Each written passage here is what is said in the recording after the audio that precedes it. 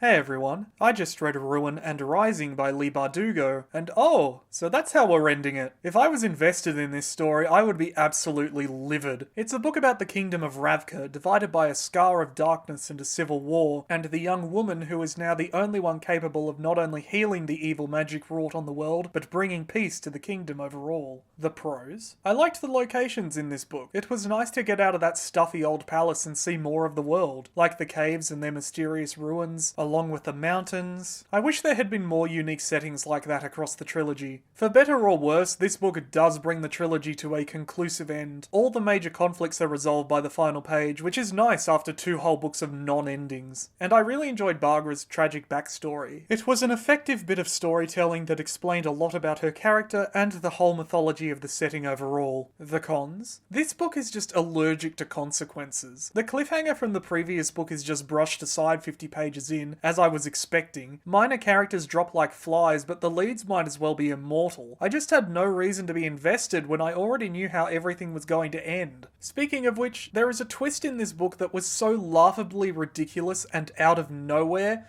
that I had to put the book down and walk away for a little while. It is so dumb. It is so contrived. It might actually be one of the worst twists I've ever encountered. It genuinely ruined the book, and I don't even care that much about the story as it is. And all the interesting stuff, the politics, the war, the magic, all of it takes a backseat to a never-ending slog of teen drama and love dodecahedrons that is still just the same as it was in the first book. Every single entry, Alina and Mal's relationship just resets to 0, and they have to get back together. I can't stand it. Especially given Mal is such a wet fart. Nikolai might be a dingus, but at least he's interesting. You know what? Maybe I do care about this story a little bit. I liked it more than the second book, and I wouldn't call it bad until, you know, the twist, but it still didn't do much for me. I really enjoyed the setting, inaccurate to Eastern Europe as it apparently is, but the story is just so generic, and then it just runs right off the edge of a cliff. I just couldn't get into it. I'd only recommend it if you enjoyed the first 2 books, but if you didn't like Siege and Storm, this one isn't going to redeem the trilogy for you in my opinion, and I'm giving Ruined and Rising a high C. What should I read next? Comment a suggestion down below.